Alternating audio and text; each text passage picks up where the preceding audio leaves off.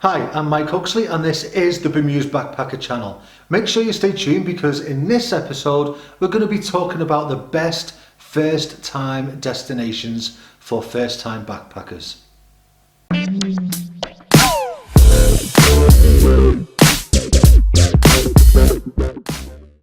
Every backpacker needs to start somewhere, and this list is all about my personal favourite destinations that are perfect for any first time traveller. That means destinations that are relatively easy to travel through for backpackers who may not have all that much travel experience yet. And that also means that they should have a solid travel infrastructure with accommodation and transport, lots of culture and options for all sorts of adventures or misadventures, and they should push you out of your comfort zone very slightly as well. Just enough to give you some experience, but not enough to give you a solid dose of culture shock. And first up is Thailand. Thailand is the quintessential beginner backpacker destination. It's the very start of the famous Banana Pancake Trail, and it's been the start of many gap years for decades now. So much so that it's almost become a bit of a backpacker tradition to make Thailand the first stop on any gap year.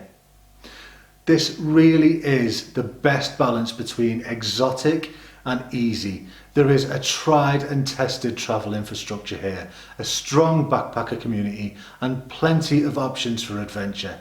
And a lot of backpackers use Thailand as an easy decompression point to get used to the backpacker bubble and used to different cultures before they go off and explore the rest of Southeast Asia. And on that note, the next up in the list is Indonesia. Indonesia is an amazing destination and it's huge as well. And although there's a huge backpacker presence in places like Bali, there isn't as much once you get out into Java and central Indonesia. And there are still plenty of backpacker accommodation options though, and it's really cheap, really easy to get from place to place, and there are so many bucket list sites to see and things to do here. And it feels a lot like Thailand did about 20 years ago. A lot of traveller support, but just enough wild adventure to take you slightly out of your comfort zone as well. Next up is Singapore. Singapore is one of my favourite places in the world, and it's got so many great personal memories for me, and it is where I proposed to my wife after all. But it's also a perfect destination for any first time traveller. Everything in Singapore is very westernised with a huge multicultural underbelly. So it's great for easing yourself in and getting a taste of different cultures while still having a lot of familiar things and a lot of comforts of home around you as well. And everything is clean in Singapore. Everything works. The public transport is among the best in the world. It is so easy to get around. And there are a ton of high quality, low budget hotels as well. And the food in Singapore is the best you will ever taste.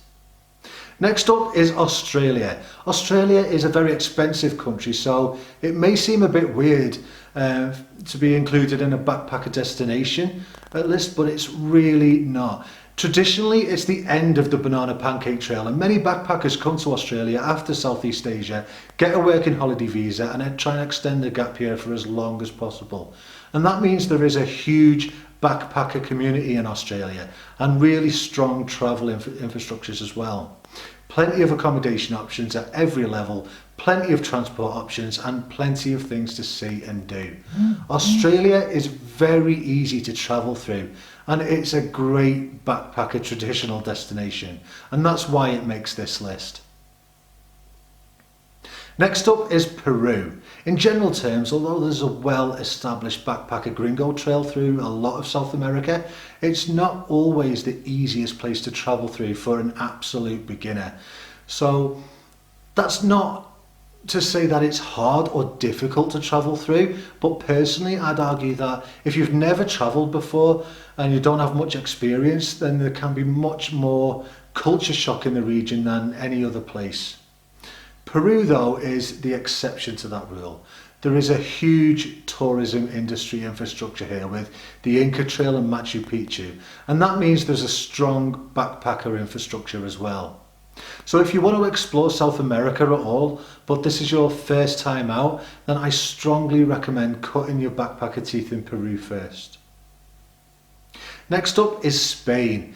If you're going on a big Euro trip adventure, Spain is the ideal place to start off if you are a bit unused to backpacking and don't have much travel experience. Like everywhere on this list, there are plenty of relatively cheap budget accommodation options, by European standards anyway, and there are decent trains and really good long distance buses to get you from place to place as well. And if you stay in the coastal regions and the touristy spots, they are very set up for travellers and tourists with the resorts and hotels that serve the package industry there. So you won't have many language problems or difficulties getting what you want or need.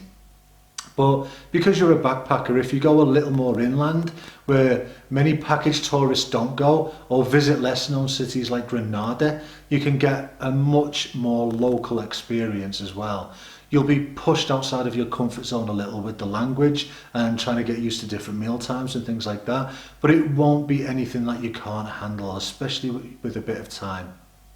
And that's it. Those are all my favourite destinations for first time travellers.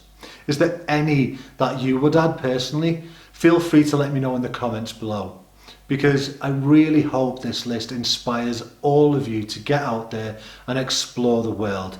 And if it has inspired you, then please check out all the planning tips and tricks in my other videos and on my site as well.